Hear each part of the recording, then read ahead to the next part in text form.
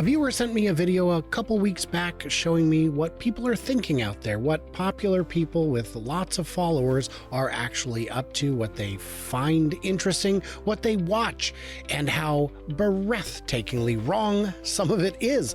This is a video I'm going to share with you that is all about just the worst FUD imaginable based on wholesale misunderstandings. It is breathtakingly stupid, and I'm sorry, but I just have to call it what it is. I'm Brian. Welcome to Futuraza.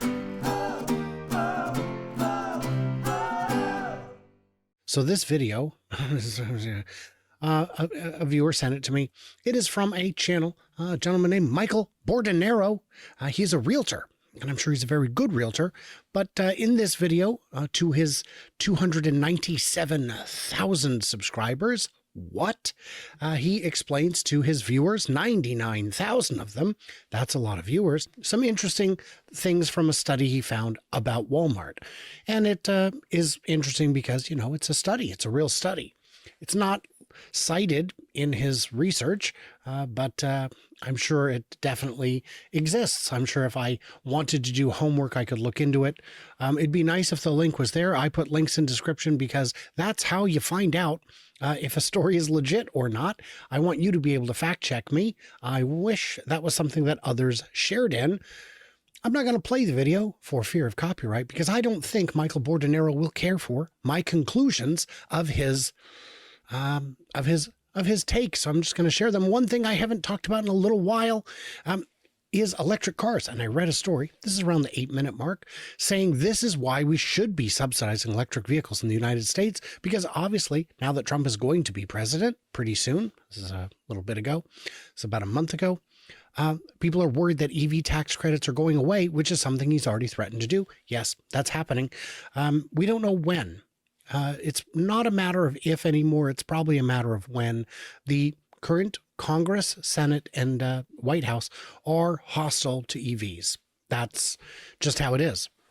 But that's not where it gets dumb. We will get to where it gets dumb. Honda and Nissan already recently announced plans to merge by 2026. Now, to his credit, the merger has been called off, but that was not known at the time that he published it. And the reason they're doing this is because they need to keep up with the competition in the electric vehicle industry because China has become the world's leading car exporter. That's not why.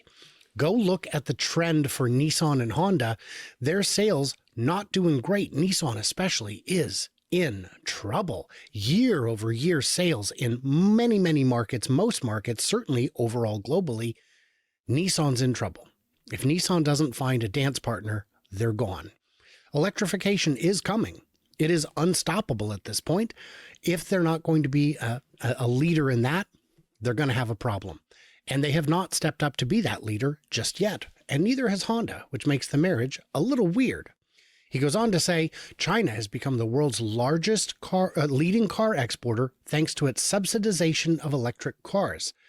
Well, that's a fraction of the reason why. Let's share this. This is from the New York Times, how China became the world's largest car exporter. 5.7 million cars exported, almost 2 million of them, 1.7 EVs. It is because they have a production capacity in excess of 40 million. Now, the way you get to export 5.7 million is by building a lot of cars and building a lot of cars at a competitive price. China's increasingly looked overseas. Of course, everyone has. Now, other companies don't export as much. They don't show up in these numbers because what a lot of companies do, what GM has done, Ford and Tesla, what all these companies have done is not export the cars, but export the factories. In fact, a lot of those 5.7 million cars that they've exported are Teslas to Europe and Oceania. So those are, I mean, you're painting a very incomplete picture. And so let's go on to this. Never mind the fact that a lot of these cars are extremely dangerous and very poorly made and catch fire all the time. What? Okay, so I'm not ready to call Michael Bordenero a liar. I would love to. What Michael Bordenero is woefully misinformed and entirely out of his depth. Again, I'm sure he's a very good realtor. He's got a fantastic look. But What are you even talking about? That's not a thing. The Chinese cars are high quality, especially the ones they export. Of all 4 factories from which Tesla makes cars, China has the best reputation.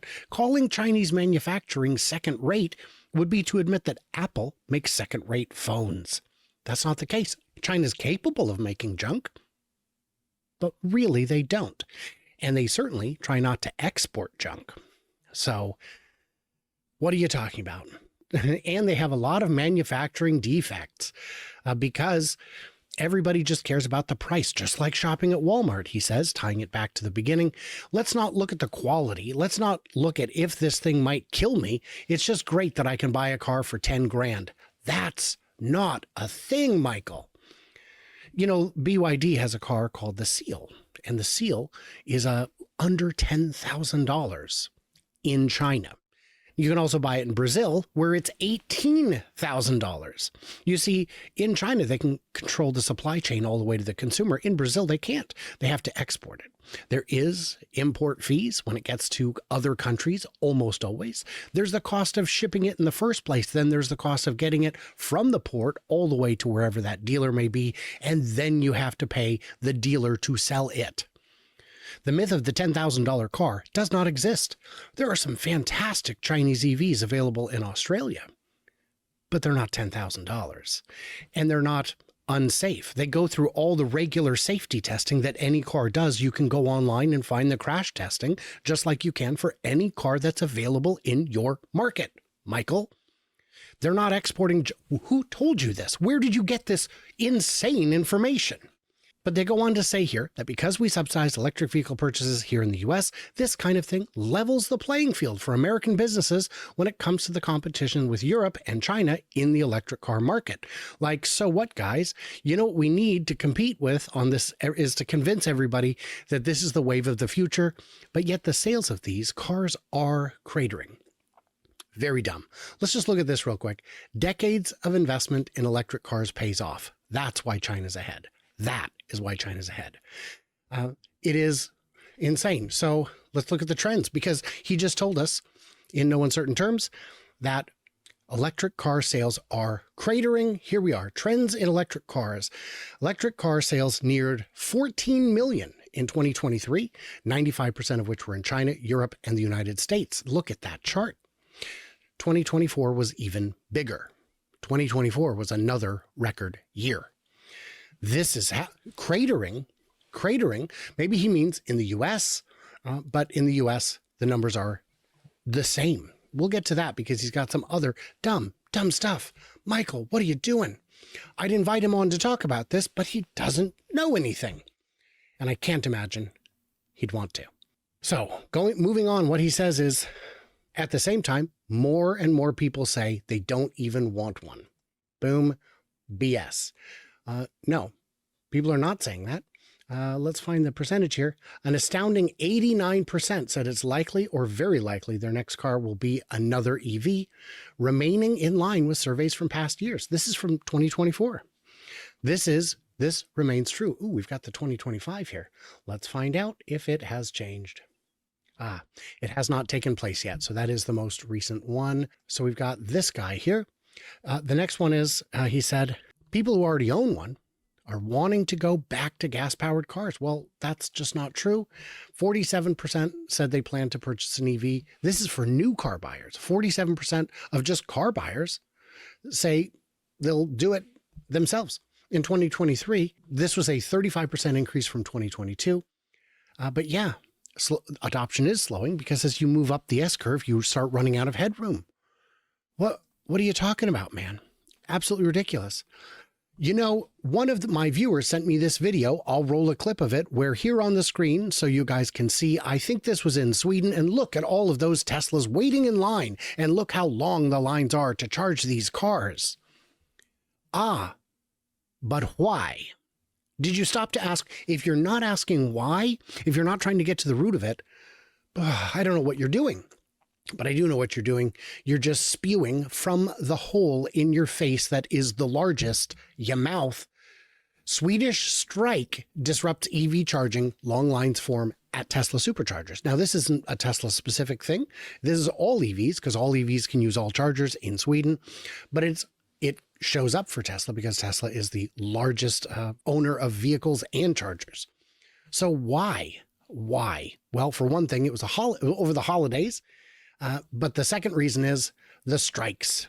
There are apparently over 100 charging locations that are waiting to be electrified, and the unions will not permit it.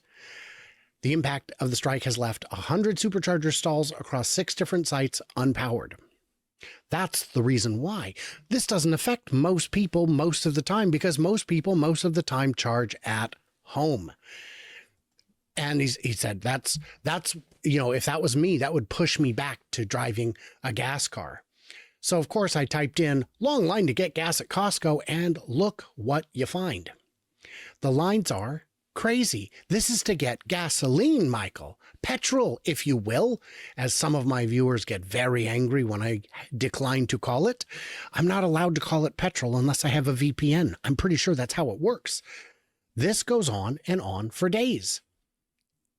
These people will line up and spend 20 minutes waiting to get 10 cents, 20 cents a gallon off. But you know what you could do is get 40% off, 80% off by getting an EV and charging it at your house. Gas lines are too long. What are you talking about? Who in their right mind would want to deal with a situation that was just so crazy? If I was an electric car owner and even had to experience something like this, even once, that would be enough for me to go back to gas-powered car. That's the sort of thing I would expect to hear someone say if they had just acquired a brand new head. Michael, what are you doing? And again, 100,000 people saw his video. And there's no citations, because there can't be, because I'm doing the citations. Some people are worried about the jobs that the EV market has created here in the US, and they say that, in the past 2 years, GM and Ford have announced more than 100,000 EV related jobs. Also, well, I mean, they have. That's true. That's what they do. They're making electric cars now. They need to hire people to make the electric cars. I don't know what to tell you. Also, you have the plants that are building batteries and parts for these cars. And I believe we have these tax credits. It's allowed massive growth all the way up the EV supply chain here in the US. All the way? Because it hasn't. It hasn't. It's only for the cars and the batteries. I don't know what you're saying here. He goes on to say it's funny, too, because they cite one moment in history. They'll say, well, in November of 2024, the sales of EVs are up 13.6% year over year. But that's just 1 month out of the entire year.